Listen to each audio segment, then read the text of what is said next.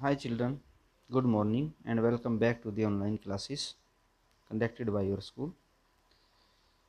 My dear students, today we are going to discuss the second poem from your English book, and the poem is An Elementary School Classroom in Islam. What is elementary? Elementary क्या होता है? Elementary का मतलब है प्राथमिक, primary. Primary school की classroom, उसका वर्णन किया गया है। और ये स्कूल कहाँ है? इन इस्लाम, एक बस्ती के इलाके में है, जो गंदी बस्ती होती हैं, झुग्गी झोपड़ियाँ, वहाँ पर एक स्कूल है, प्राइमरी स्कूल, प्राथमिक स्कूल। उसके क्लासरूम का यहाँ पर वर्णन किया गया है।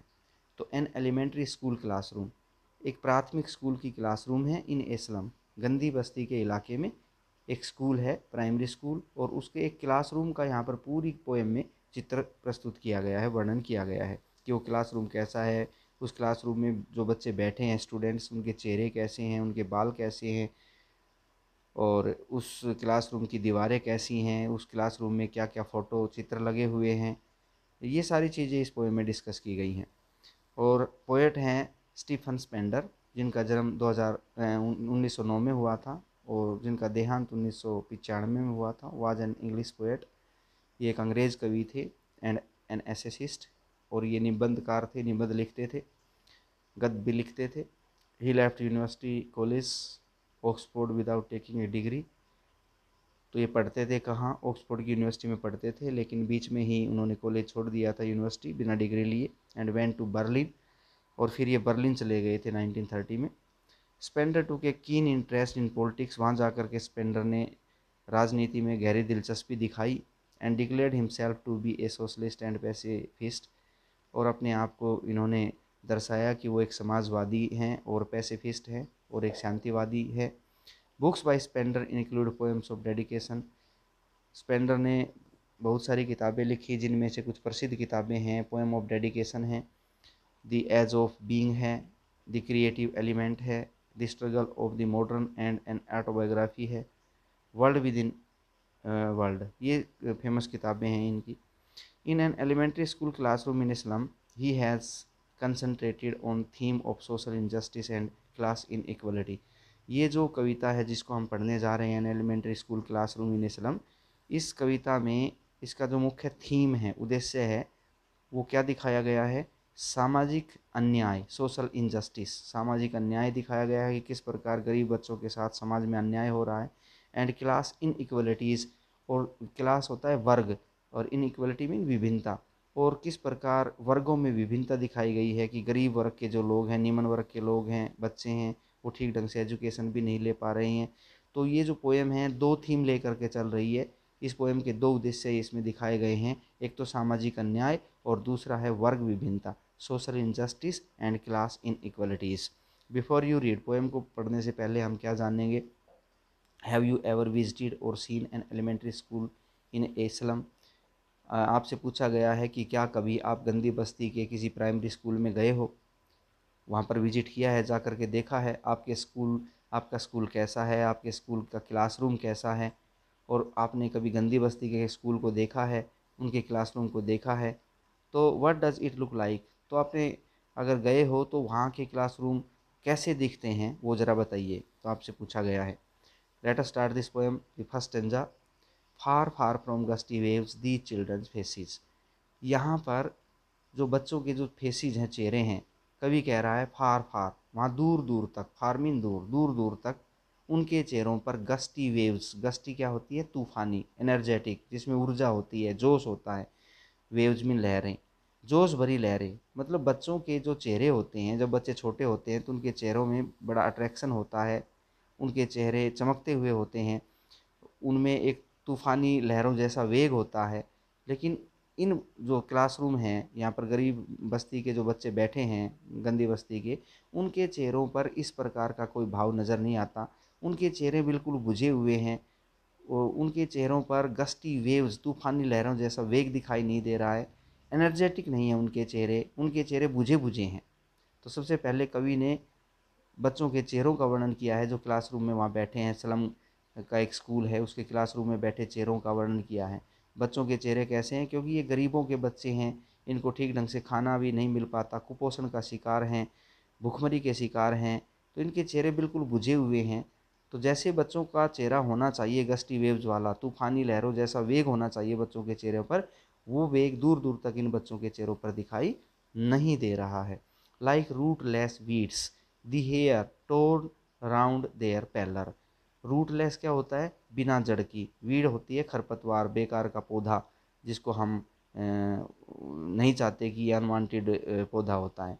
तो लाइक रूटलेस वीड्स, इन बच्चों के जो हेयर है, हेयर जो बाल, टोर्न वो बिखरे पड़े हैं, round their pallor, pallor mean माथे पर, उनके पीले चेहरे पर बाल कैसे बिखरे पड़े हैं?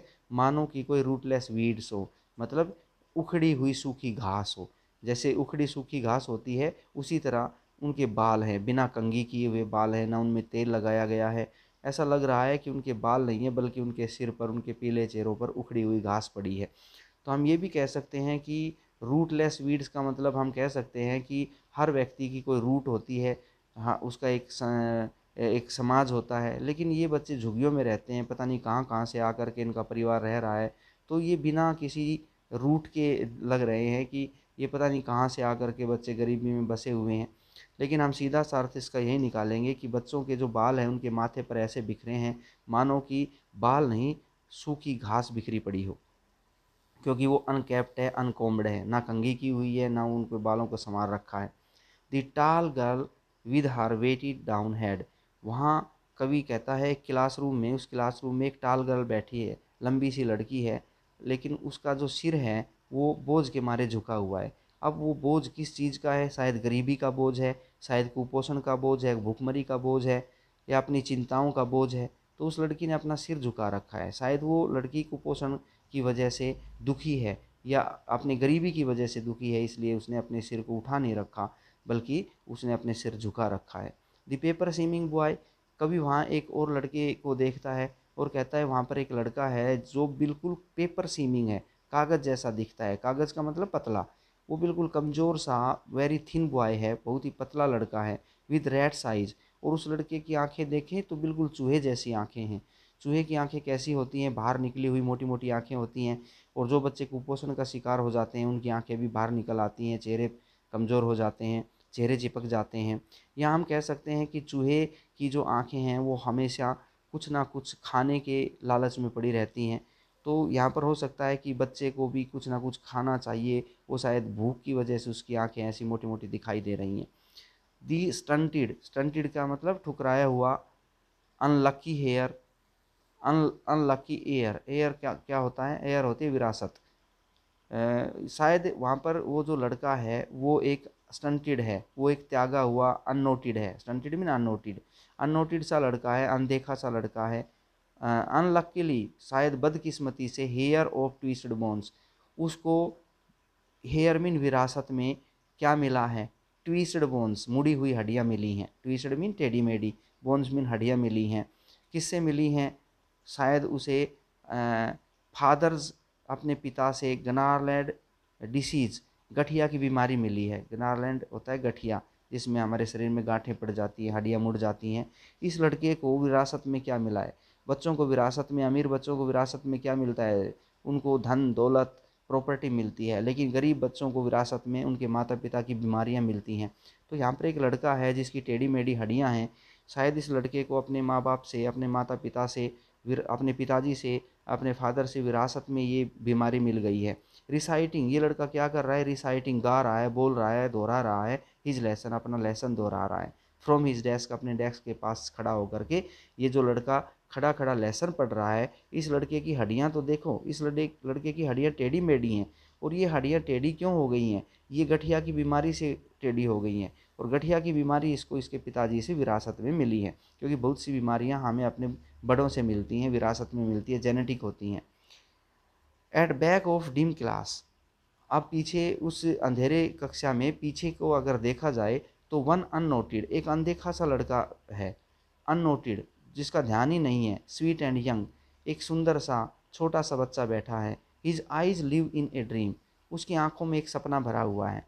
ऑफ स्क्वेरल्स गेम, वो देख रहा है सपना, गिलहरी के खेल का सपना।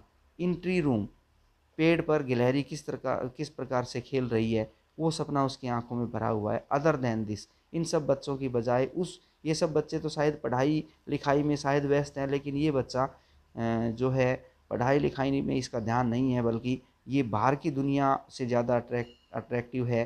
वो बाहर की दुनिया इसको ज़्यादा पसंद है, जहाँ पर एक पेड़ है और पेड़ में गिलहरी मस्ती कर रही है, खेल कूद कर रही है। तो शायद ये बच्चा भी इस क्लासरूम से बाहर निकल कर बाहर ओपन में जाना चाहता है, खूब मस्ती करना चाहता है, खेलना कूदना चाहता है। नेक्स्ट स्टेंजा देखिए, ऑन शोर क्रीम वाल्स। अब इस कमरे की जो वाल्स हैं, दीवारें हैं, उन पर कलर तो कर रखा है, लेकिन वो कलर क्रीम कलर का जो रंग है वो शायद अब फेड हो गया है, शोर हो गया है। शोर मीन फेडेड। तो कमरे की दीवारों का कलर कैसा है? फेडेड क्रीम कलर है। डोनेशंस, और यहाँ पर डोनेशंस के नाम लिखे हुए हैं। इस कमरे या इस स्कूल को किसने बनवाया था, जिन्होंने दान दिया था, उन दानवीरों की एक पूरी सूची लगी हुई है। शेक्सपियर्स हेड, किसी ने शेक्सपियर का जो धड़ है उसका फ़ोटो भी दान दिया होगा, वो इस कमरे में लगा हुआ है। क्लाउडलेस एट डान, वहाँ पर एक चित्र बना हुआ है, क्लाउडलेस मतलब बिना बादलों की, सवेरे का चित्र। डान होता है सवेरा। वहाँ पर क्लासरूम में एक और चित्र लगा रखा है, और उस चित्र में सुबह सुबह का दृश्य दिखाया गया है, जहाँ जो बादल रहित आसमान है।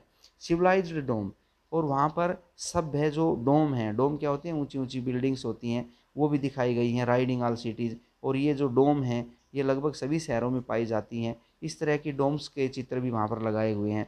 बेल्ड फ्लावरी टायरोलिस वैली, और वहाँ पर टैरोलिस घाटी है जो बड़ी सुंदर होती है, जिसमें तरह तरह के फूल होते हैं, वो भी दिखाई गई हैं। और बेल्ट, बेल्ट का अर्थ यहाँ पर घंटी है, और घंटी के चित्र भी बने हुए हैं। ओपन हैंडेड मैप, और क्या है उस क्लासरूम की दीवार पर?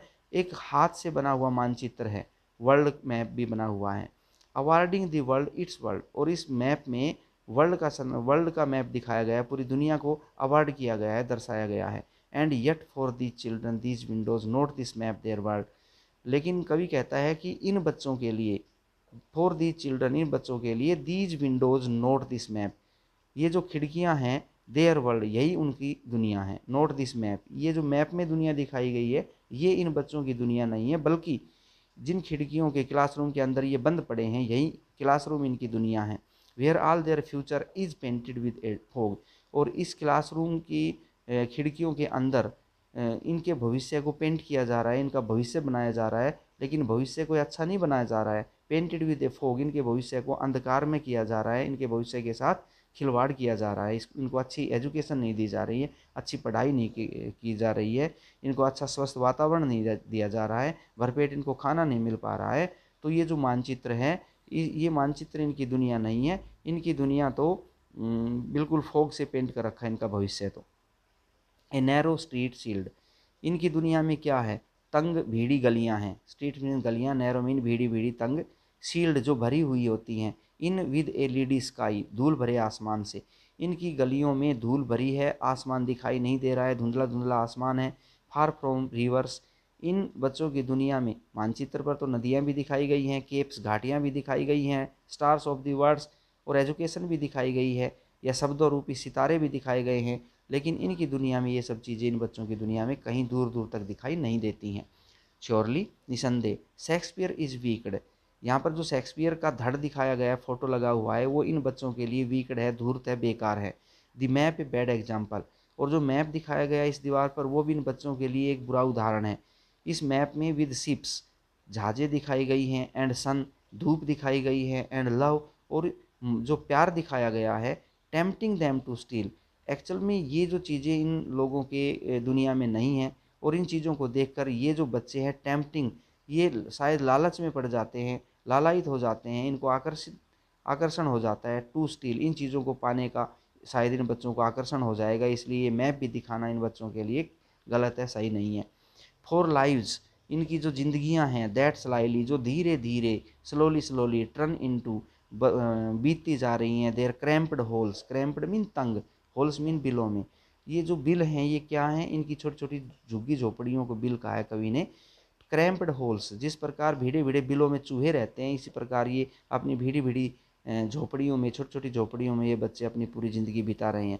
From fog to endless night, और इनकी पूरी ज़िंदगी इस फोग से, धुएं से होकर के और कभी ख़त्म होने वाली रातों में बदल जाती हैं। दिन में भी रात में भी हमेशा जो है यहाँ पर प्रदूषण ही प्रदूषण है इन बच्चों की दुनिया में। जहाँ पर इनके घर हैं, झुग्गी झोपड़ियाँ हैं, स्लम एरिया है, वहाँ पर बदबू और धुआं धूल इस तरह भरा हुआ रहता है। पूरी ज़िंदगी इनकी ऐसे निकल जाती है। ऑन देयर स्लैग हीप, और ये बच्चे जिस गंदगी के ढेर पर रहते हैं, जिस कचरे के ढेर पर गंदी बस्ती में रहते हैं, दी चिल्ड्रन वियर स्किन्स, वहाँ पर रहने वाले बच्चों की अगर हम स्किन देखें, खाल देखें, चमड़ी देखें, तो उस खाल में से पीप्ड थ्रू बाई बोन्स, हड्डियाँ भी छलकती दिखाई दे रही हैं। इतने कमज़ोर हैं ये बच्चे, कुपोषण का इतना शिकार हैं कि इनकी खाल इतनी पतली हैं कि खाल में से हड्डियाँ भी दिखाई दे रही हैं। एंड स्पेक्टिकल्स ऑफ स्टील, और इन बच्चों ने, कुछ बच्चों ने चश्मे लगा रखे हैं जो स्टील के, लोहे के चश्मे हैं, विद मैंडेड ग्लास, और इन चश्मों का जो शीशा है, गिलास है, वो शायद मैंडेड है, वो टूटा हुआ था, उसको मरम्मत करके इन्होंने अपने फ्रेम में जोड़ रखा है। Like bottle beads on stones, और फ्रेम में जुड़ा हुआ इनका जो चश्मों का कांच है वो ऐसे टूटा हुआ है, और ऐसे लग रहा है मानो कि किसी ने बोटल बिट्स, कांच के जो टुकड़े बिखरे पड़े हों ऑन स्टोन्स, पत्थरों पर कांच के टुकड़े बिखरे पड़े हों, ऐसे टूटे फूटे चश्मे ये पहने हुए हैं। तो इनसे हमें स्पष्ट दिखाई देता है कि ये बच्चे गरीब हैं, और इन बच्चों, ये बच्चे कुपोषण का शिकार हैं, क्योंकि इनकी खाल इतनी पतली है कि हड्डियाँ भी दिखाई दे रही हैं। All of their time and space are foggy slums, इन बच्चों का पूरा समय और इन बच्चों का पूरा जो स्थान है, पूरा स्पेस, केवल ये फोगी स्लम है, ये धुआं भरी या गंदगी भरी झोपड़ियाँ हैं। सो ब्लॉट देयर मैप्स, कवि कहता है मानचित्र में तो अच्छी अच्छी दुनिया दिखाई गई है, सुंदर सुंदर घाटियाँ दिखाई गई हैं, धूप दिखाई गई है, सूर्य दिखाया गया है, वहाँ पर बड़ी बड़ी जहाज़ें दिखाई गई हैं, ऊंची ऊंची बिल्डिंग्स दिखाई गई हैं, लेकिन इन बच्चों की दुनिया में ऐसा कुछ नहीं है। तो कवि कहता है कि सो ब्लॉट देयर मैप्स, इसलिए इन बच्चों का जो मानचित्र है, इन बच्चों की जो दुनिया है, उसमें एक ब्लॉट की तरह, धब्बे की तरह एक निशान लगाते हुए दिखाई जानी चाहिए, विद सलम एज बिग एज डूम, इनकी गंदी बस्तियों को एक निशान लगा करके दिखाया जाना चाहिए, बिल्कुल वैसे ही जैसे कि डूम को दिखाया जाता है, कब्र को दिखाया जाता है निशान लगा करके। तो इस मैप में ये दिखाना चाहिए कि दुनिया में ऐसी ऐसी गंदी बस्ती भी है, उनको टिक करके दिखाया जाना चाहिए। और लास्ट स्टेंजा है, unless governor inspector visitors this map becomes their window and these windows that shut upon their lives like catacombs. फिर कवि कहता है कि शहर के जो गवर्नर हैं, जो शहर का प्रशासन है, या इंस्पेक्टर लोग हैं, या विजिटर्स यहाँ जो घूमने आते हैं या दान देने जो लोग आते हैं, उनसे कवि कहता है कि unless this map becomes their window, जब तक इस मैप को, इनकी खिड़कियाँ आप नहीं बनाओगे, मतलब जहाँ पर ये बच्चे रह रहे हैं इनको यहाँ से बाहर नहीं निकालोगे, and these Windows that shut upon their lives, और जिन खिड़कियों ने इनकी ज़िंदगियों को बंद कर रखा है, लाइक कैटाकॉम्स, कब्र की तरह ये जो खिड़कियाँ हैं इनको बंद किए पड़ी हुई हैं, इन खिड़कियों को जब तक ब्रेक ओपन, तोड़ नहीं डालोगे, till they break open the town, तो कहता है कि या तो इन खिड़कियों को आप खुद तोड़ डालिए, मतलब इन बच्चों को खुद बाहर निकालिए, ओपन स्पेस में ले जाइए और गंदी गंदी बस्तियों से बाहर निकालिए, नहीं तो ये बच्चे फिर ब्रेक दी टाउन, पूरे शहर को तोड़ डालेंगे। ये बड़े होकर के पढ़ेंगे लिखेंगे नहीं, तो बड़े होकर के चोर बनेंगे, डाकू बनेंगे और पूरे टाउन को उजाड़ देंगे।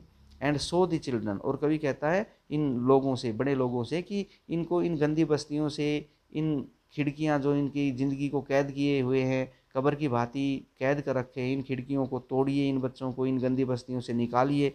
एंड सो दी चिल्ड्रन, उन बच्चों को दिखाइए, दिखाने में मदद कीजिए, बड़े बड़े लोगों से कह रहा है कि टू ग्रीन फील्ड्स, इनको हरे भरे खेत दिखाइए, मतलब खिड़कियों से बाहर निकाल करके इन लोगों को बसाना है, आपने हरे भरे खेतों के बीच बसाना है। एंड मेक देयर वर्ल्ड, और इनको, इनकी दुनिया कैसी बनानी है, रन एजोर, ऐसी दुनिया जहाँ पर ये नीले आसमान, ऑन गोल्ड स्टैंड्स, जहाँ पर ये सुनहरी रेत के ऊपर, रन एजोर, एजोर होता है नीला, नीले आसमान के नीचे दौड़े, वहाँ पर बैठें, वहाँ पर इनका वातावरण ऐसा हो, इनको गंदी बस्तियों से निकाल कर हम नीले आसमान के नीचे सुनहरी सुनहरी रेत पर इनके घर बनाएं। And let their tongues run naked into books, और इनकी किताबें, इनकी जो पढ़ाई है वो इन्हीं की टंग्स में, इन्हीं की ज़ुबान में कराएं, इन्हीं की भाषा में कराएं। The white and green leaves open, और किताबों में जो हरे और सफ़ेद पन्ने होते हैं वो इनके लिए खुलें, मतलब ज्ञान का, इनके लिए ज्ञान के दरवाजे खुलें, क्योंकि history theirs whose language is the sun, क्योंकि वही बच्चे, वही लोग इतिहास बनाते हैं जिनकी भाषा सूर्य की तरह दमदार होती है, जिनकी भाषा में जान होती है, जिन बच्चों का स्वास्थ्य अच्छा होता है, वही बच्चे इतिहास बनाते हैं। तो ये बच्चे आगे देश में इतिहास बनाने में हमारी मदद करेंगे। इस इन बच्चों को गंदी बस्तियों से निकाल करके हमने खुले आसमान में, नीले आसमान के नीचे सुनहरी रेत पर इनके घर बनाने हैं, वहाँ पर इनको बसाना है ताकि ये खुली हवा में सांस ले सकें, अच्छा सा खाना खा सकें, अनहेल्दी जो इन्वायरमेंट है वहाँ से दूर निकल सकें। अगर ये बच्चे स्वस्थ होंगे तो ये बच्चे ज़रूर इतिहास बनाएंगे। तो उम्मीद करता हूँ बेटे आपको ये पोएम अच्छी भी लगी होगी, elementary school classroom in a slum, और आपको शिक्षा भी मिली होगी कि जो सामाजिक न्याय अन्याय है जो समाज में हो रहा है गरीब लोगों के प्रति, और जो वर्ग विभिन्नता है, जो गरीब लोग हैं उनके साथ वो पूरी सुविधाएं नहीं मिल पा रही हैं, वो सब मिलना चाहिए, तभी ये बच्चे आगे बढ़ सकते हैं और तभी ये बच्चे इतिहास बना सकते हैं। तो उम्मीद करता हूँ आपको ये अच्छे से समझ में आई होगी। बाय।